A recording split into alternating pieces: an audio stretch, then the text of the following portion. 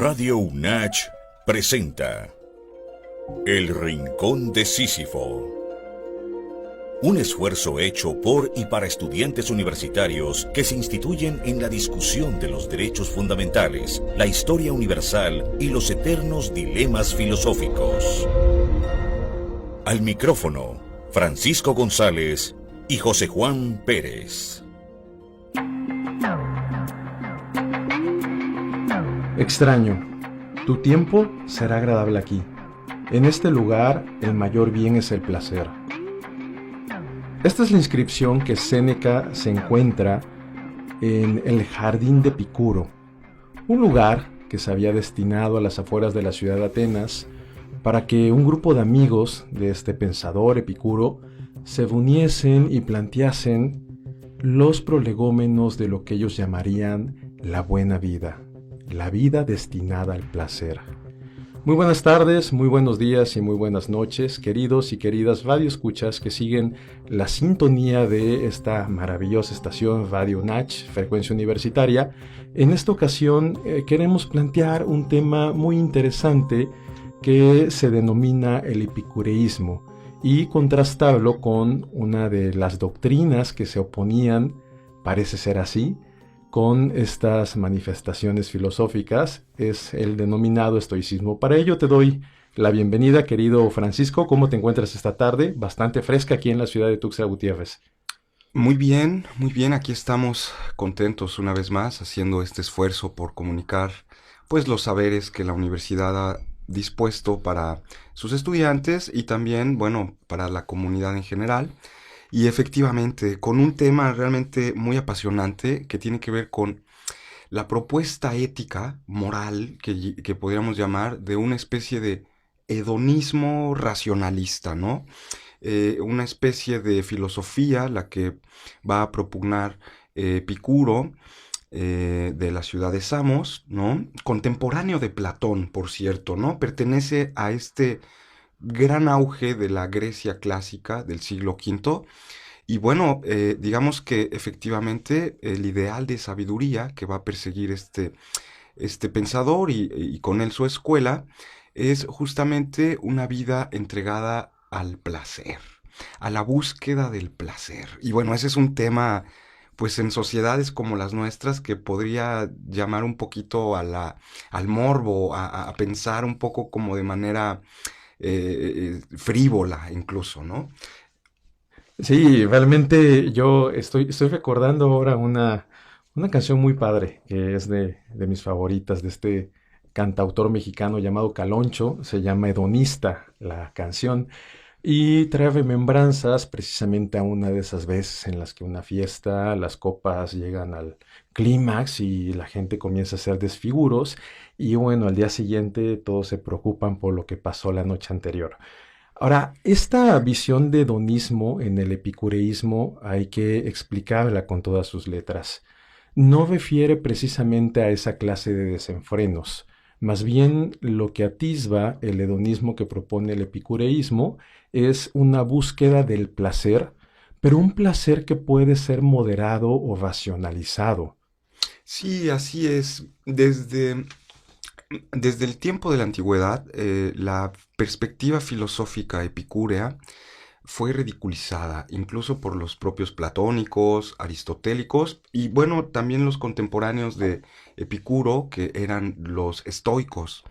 De pronto, ridiculizaban el pensamiento de Epicuro porque creían que él proponía un estilo de vida, porque no hemos de olvidar, ¿no? Digamos, un poco en el contexto general, que para estos pensadores en el mundo antiguo, ser filósofo, ser filósofa, más que tener como una especie de pasatiempo o como, digamos, un conocimiento teórico, era una forma de vivir, ¿no? Eso es un punto muy fuerte que justamente estas escuelas, el epicureísmo, el escepticismo, el estoicismo, van a poner por delante, ¿no? La filosofía no es un conocimiento, sino es una praxis, es una serie de ascesis, ¿no?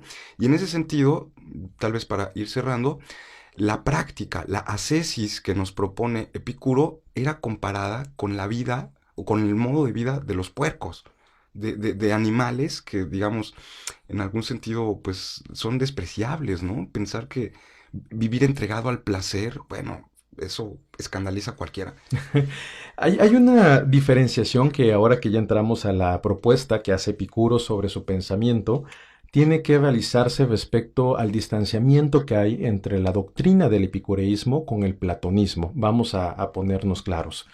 En el pensamiento de Platón, y esto es a grandes rasgos, de manera grosso modo, se creía que había un mundo inmaterial, este mundo de las ideas a los que siempre dirigía a su vista el filósofo ateniense.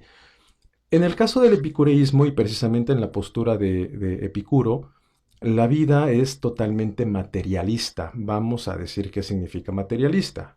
Significa que se adecua, se alinea a esta propuesta de Anaximandro en el sentido de que las cosas tienen que ser tangibles y que tienen un periodo corto de vida.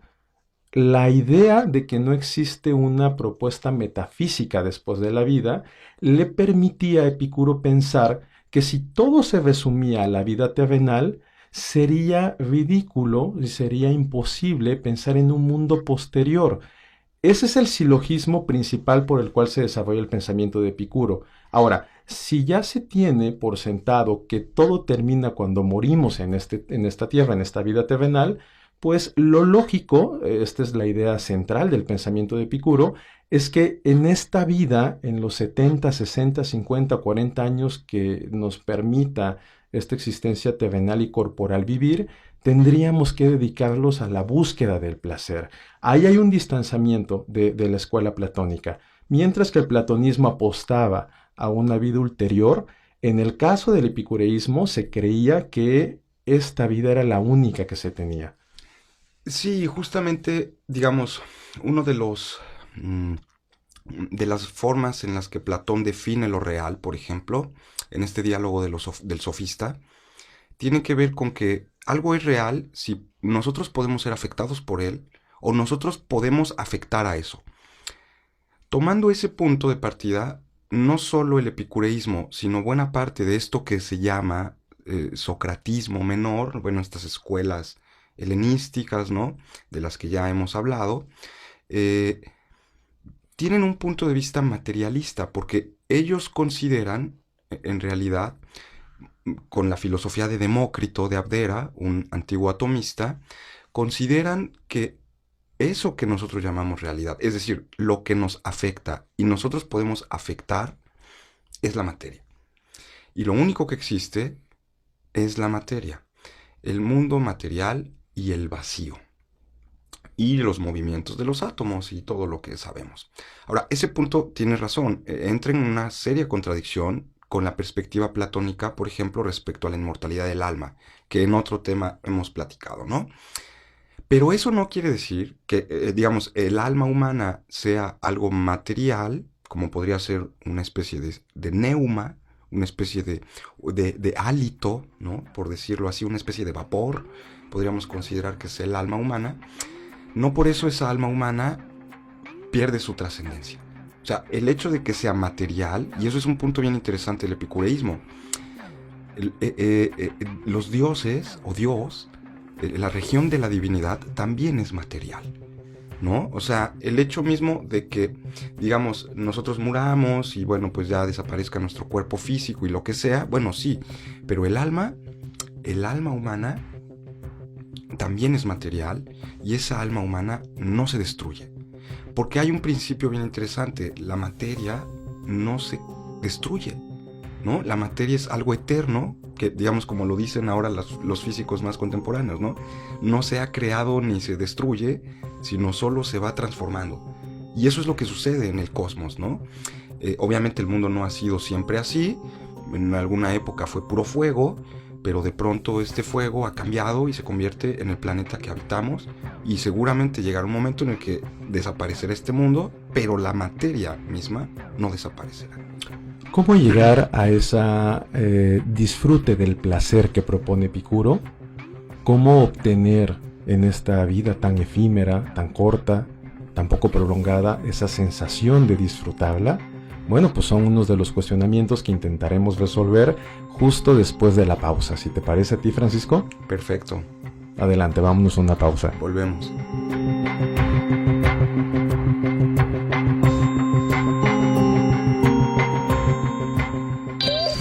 Radio UNACH. Transmitiendo desde Boulevard Belisario Domínguez, sin número, kilómetro 1081, Terán.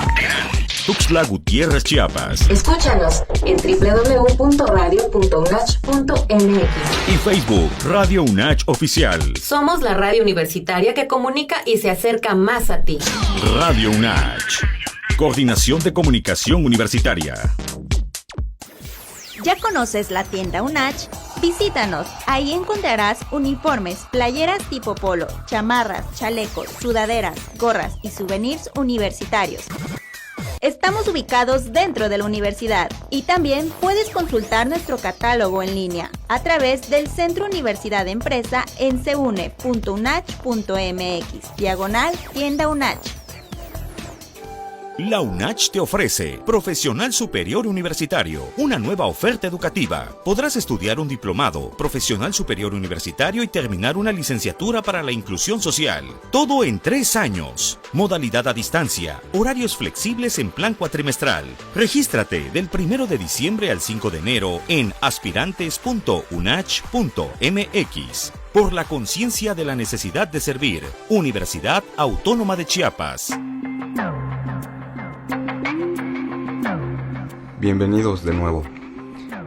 Y justamente antes de pasar a resolver algunos de los temas que han quedado pendientes tras la pausa, me gustaría decir algunas cosas sobre, digamos, la filosofía y la persona misma de Epicuro, ¿no?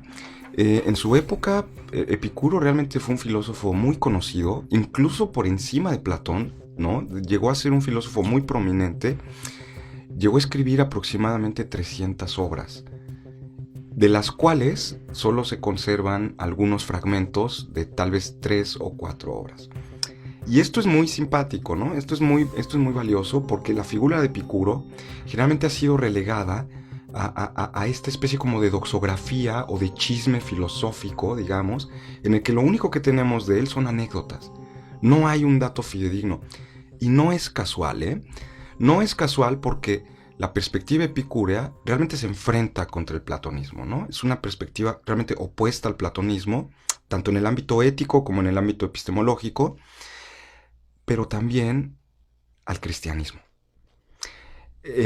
Tanto Platón como la tradición cristiana suelen tener un gran desprecio por el cuerpo y por sus necesidades, mientras que Epicuro es lo que destaca, ¿no? Que el cuerpo tiene necesidades y que esas necesidades tienen que ser satisfechas, porque si no, causas un dolor innecesario, absurdo, ¿no?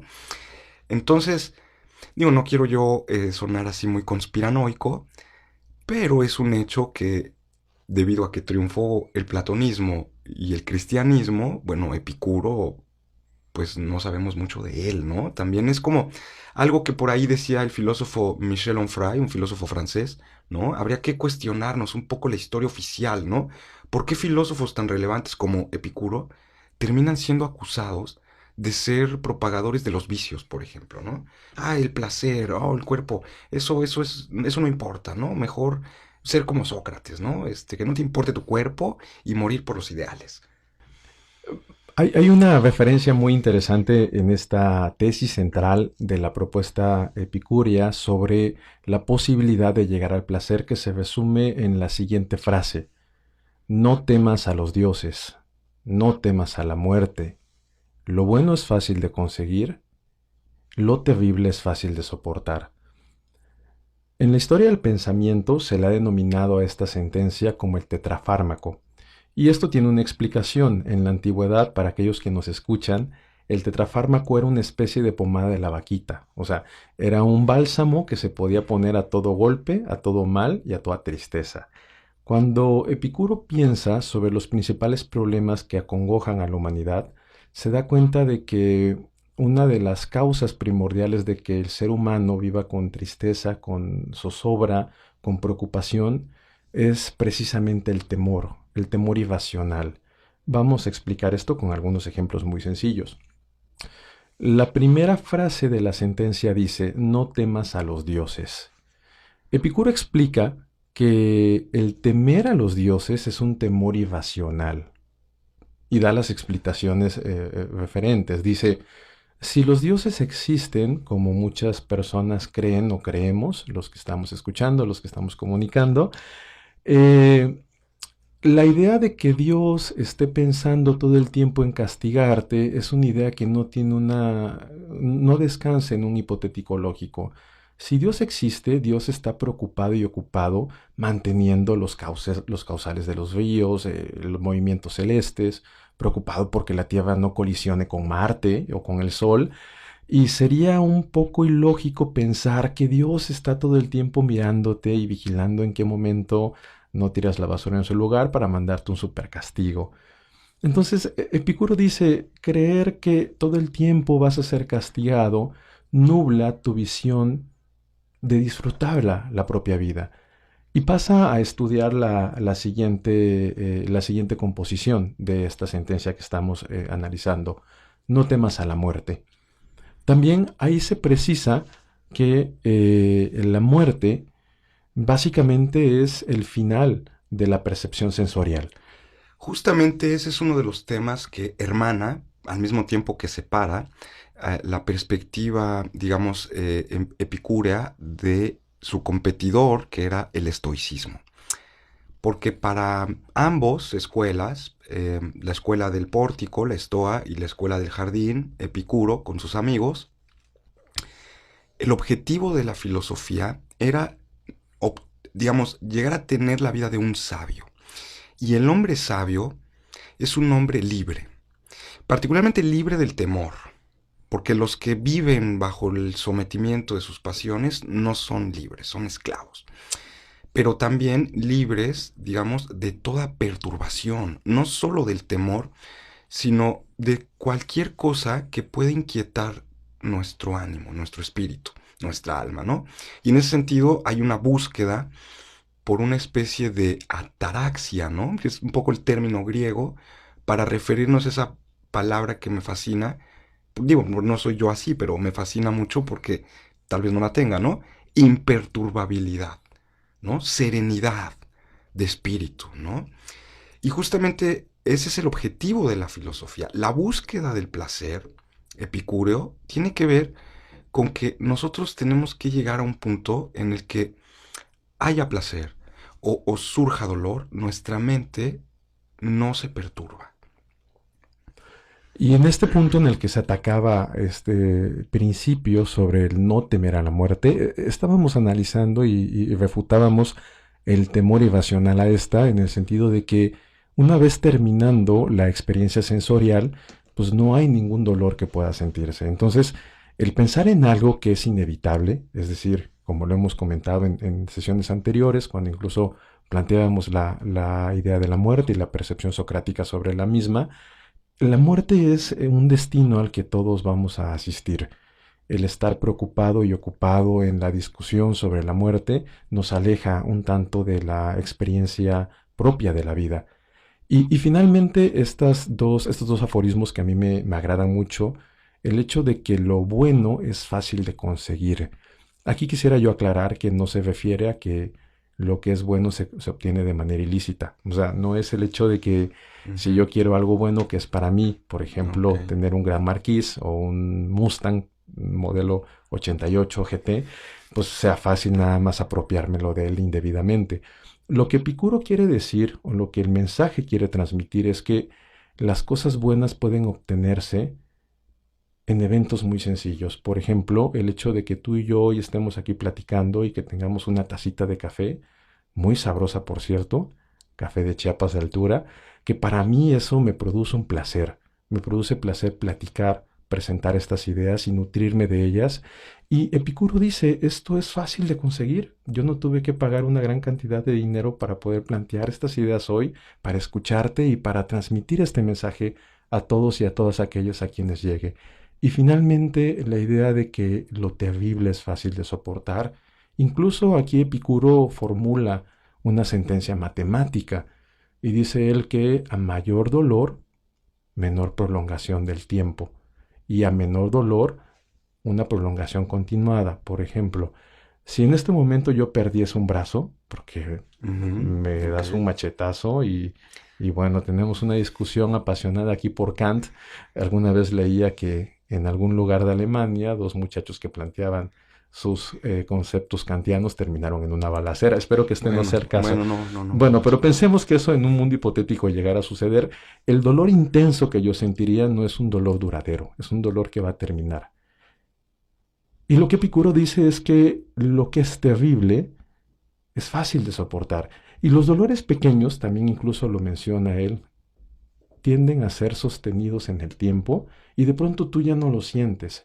Entonces, me parece aquí que lo interesante de la propuesta del epicureísmo es que independientemente de los factores exógenos, uno tendría que llegar a esa imperturbabilidad, que es muy complejo, como tú bien lo decías. Yo no hago aquí ninguna afirmación que quien esgrime estas palabras, pues de verdad disfrute de la ataraxia, pero creo que es un proceso de formación continuo en el que la filosofía apunta precisamente para llegar a ese lugar y ese momento en el que pueda haber una imperturbabilidad del ánimo.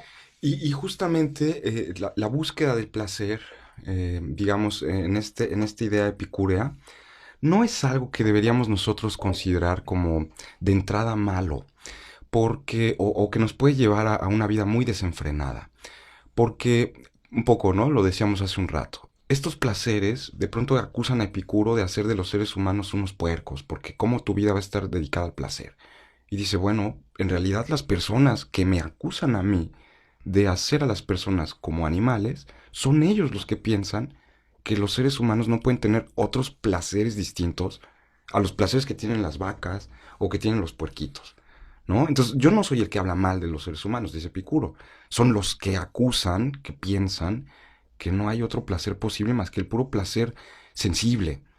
Y en esto Epicuro, por eso su hedonismo es muy racional.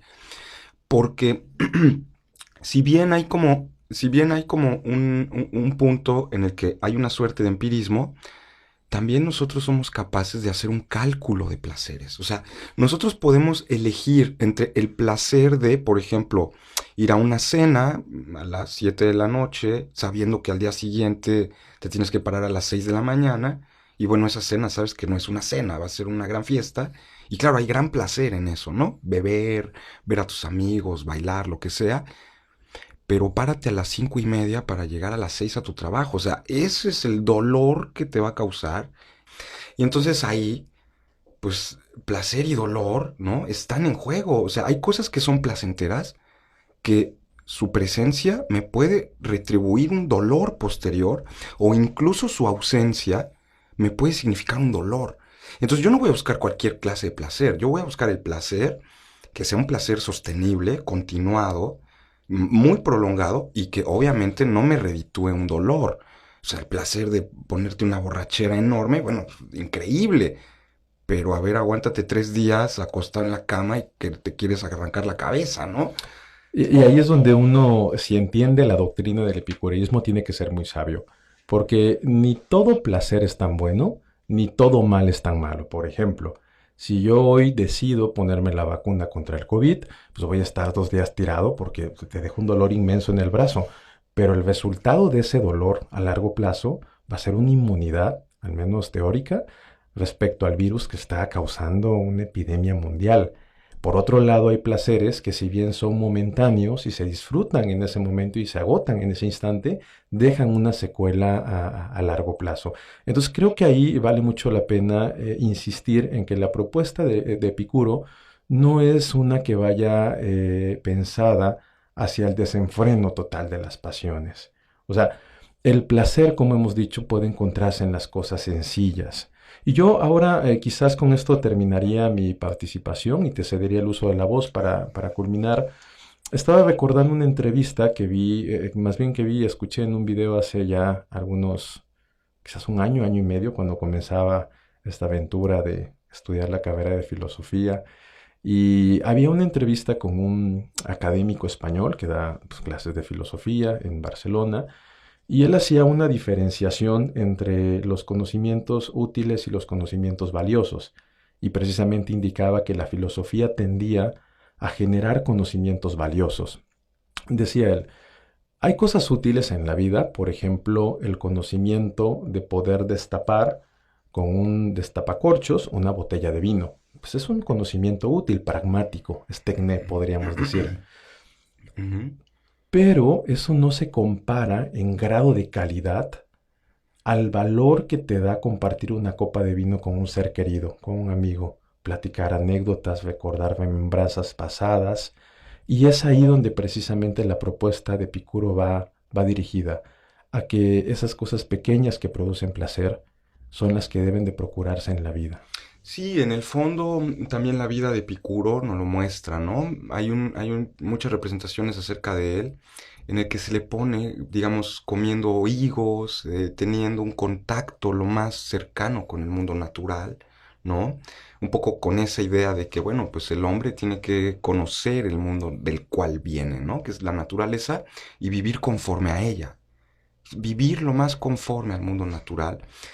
Porque, digamos, y esa es la gran enseñanza de Epicuro, ¿no? Si uno podría decir, bueno, ¿cuál es el gran placer de la vida? ¿Cuál sería el placer máximo, ¿no? Que uno podía obtener en esta vida? Epicuro es muy claro. El máximo placer es la ausencia del dolor. Entonces, si yo voy a buscar un placer, cualquiera que éste sea, que de pronto me implique o me retribuya un dolor, tendría yo que ponderar si realmente ese placer vale la pena. Porque el placer más, digamos, supremo, pues tiene que ver con precisamente no padecer dolores. Y eso se logra justamente cuando domesticas, cuando logras, no quiero decir utilizar la palabra domesticar, cuando logras racionalizar el uso de tus propios placeres. Cuando por fin puedes calcular, me conviene esta cosa, pero no moralmente, no desde ay, los valores así, no. El cálculo de, a ver, ¿cuánto placer voy a obtener y cuánto dolor? El placer de tener algo, bueno, sí, pero me causa más dolor no tenerlo. Por ejemplo, un carro, ¿no? ¿Por qué sufre Francisco? Pues no tiene su Rolls Royce, ¿no? Bueno, pero el placer de tenerlo, no es nada comparado con el dolor de que no lo tengo, ¿no? Entonces es ahí donde yo tengo que ser inteligente y vivir una vida en la que ciertas cosas, pues que están fuera de mi límite, de mi alcance, no me causen dolor. Ese es el mayor placer. No andar de fiesta o andar, ya lo saben, de frívolos por la vida, ¿no? Sino lograr racionalizar el uso de tus placeres. Pues muchísimas gracias, querido Francisco. Gracias a toda nuestra audiencia que ha seguido esta transmisión. Les recordamos que El Rincón de Sísifo se presenta todos los miércoles a las 10 de la mañana por medio de las redes sociales de Radio Nach, Frecuencia Universitaria. Les agradecemos su atención y les deseamos una excelente jornada. Muchas gracias.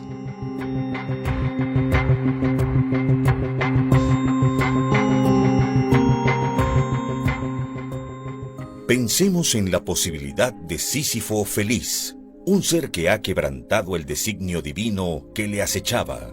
Pensemos en el despertar de Sísifo. Radio UNACH presentó El Rincón de Sísifo. Escúchanos en la siguiente emisión.